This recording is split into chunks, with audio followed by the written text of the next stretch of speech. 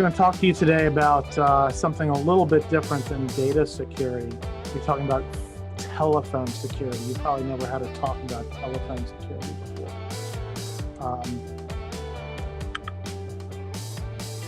Wanted to share with you a little bit about Atlantech Online before we get into it. You know, we provide three main services: fiber, and we connect up to the internet, connect multiple sites for your organization, and we can connect you directly into cloud if cloud is important to your business. We have all sorts of phone services, hosted voice. Big thing right now during the pandemic is Microsoft Teams calling. So if you're using Microsoft Teams, we can actually make your telephone service, your PBX, right inside of Microsoft Teams. We're also now a wireless carrier. We're also able to secure all your data in our 2 data centers here in Montgomery County, Maryland. So those are the things we do.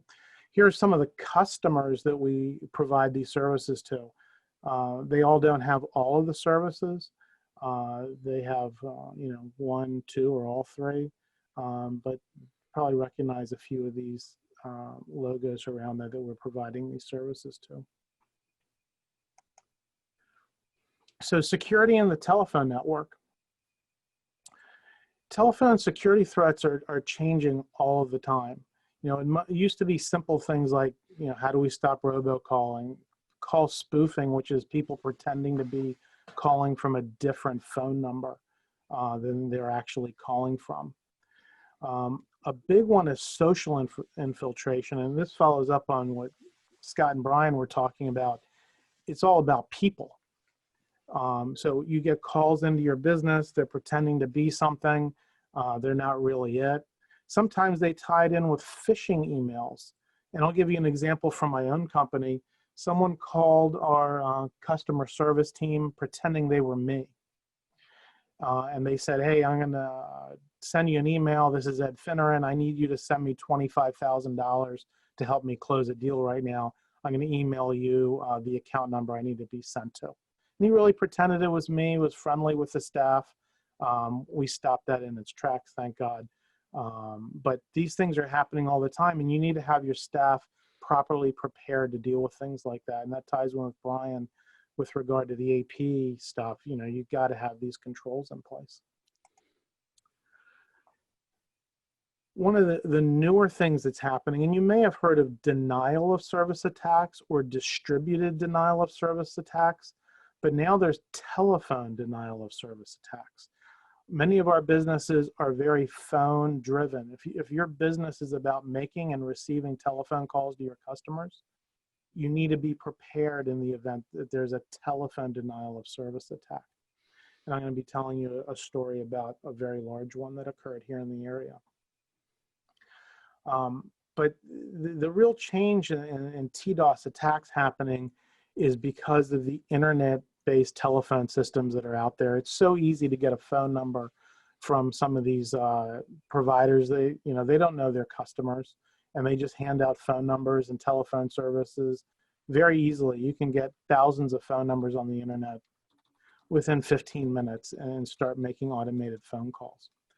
And these attacks can be both manual and automated. And when I say manual, you may have heard of some things where somebody's angry with a company or a person, and they put their phone number up on the Twitter, and that they make statements that drive some people crazy, and you tell them to go call these companies. You can get thousands of telephone calls to your business in a matter of minutes if this happens to you, and you need to be prepared on how you're going to deal with that.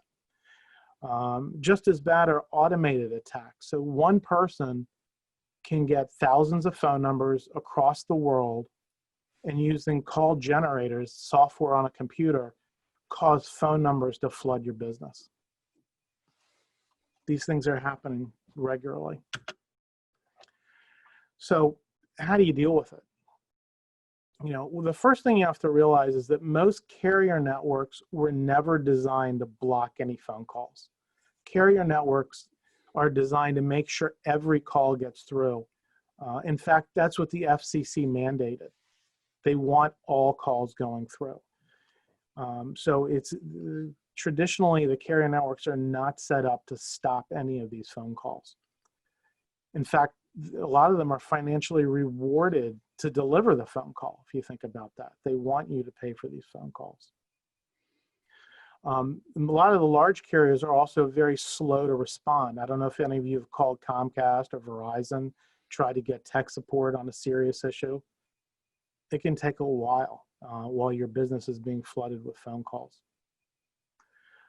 So it was just last June 2019, that the FCC even allowed carriers to block robocalls. So that's where we are with the ability to stop phone calls. And most of the other calls that we get have to be delivered. So some of the tools that you can take advantage of are whitelists and blacklists, where you can go into a filter from your carrier and set up, these are the calls that will definitely accept. You list in the phone numbers. You can also put in blacklists where you specifically list phone numbers that you do not want to allow to call your business. You can also add in filters from things, I don't know if you use at home, something called NABOE. These are, and that's just one of several national lists of known fraudulent callers and robocallers that can stop calls from automatically coming in. Another technology you might not be familiar with is CAPTCHA. So that if your phone number is rang, and this is to stop robocallers, it asks the caller to type in a 2-digit number that they tell them. So call in and says, oh, please type in 42. And then you type in 42, and then your call is then connected normally. So that's one way to go. And then on the higher end, you can put in systems that dynamically creates these blacklists based on artificial intelligence, machine learning. They look at the pattern of the inbound telephone calls. They see frequently called numbers, things like that, and they build these lists dynamically. And you could either have the system drop the call or send it to a CAPTCHA server for them to do the 2-digit entry to continue with the call. So there's definitely methods out there to help protect your business from these attacks. So a little story that happened to a law enforcement organization here in the region that we're the service provider for. And this happened in the summer of 2018.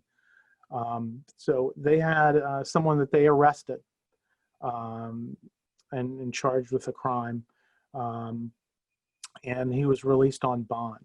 And the defendant was extremely angry at the LEO, the local law enforcement organization, and had the technical knowledge to run an automated TDOS attack against the LEO.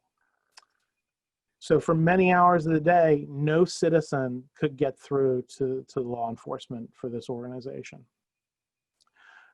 This did not affect 911. That's on a separate number. These were like the non-emergency numbers.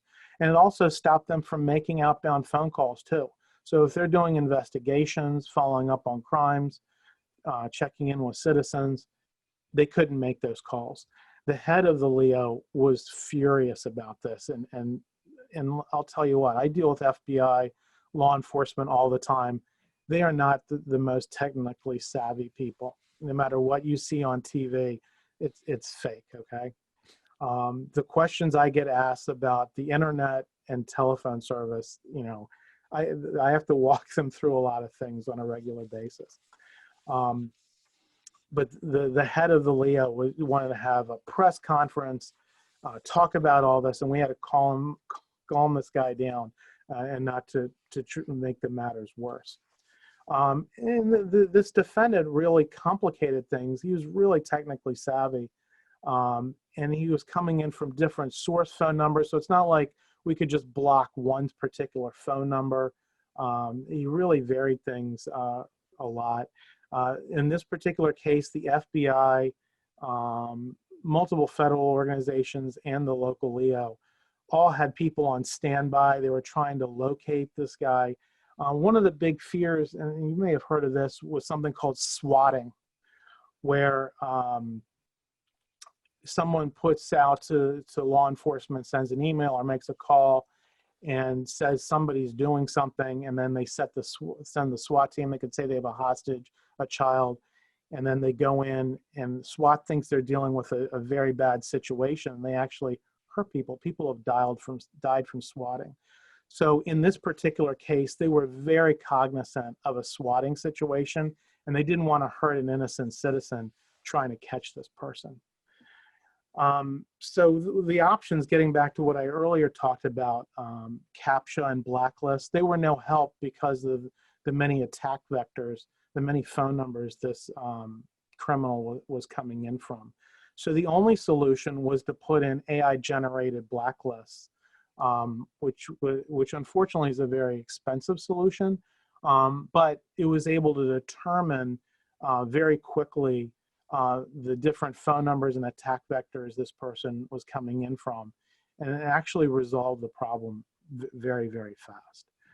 So I'm happy to say we were able to resolve the problem, but it was a very dangerous situation, but it all worked out safely. So the key thing for businesses to be aware of are that these things can happen to anybody. You need to be prepared for it before this happens, and have a methodology and a carrier that you can trust to help you through these times.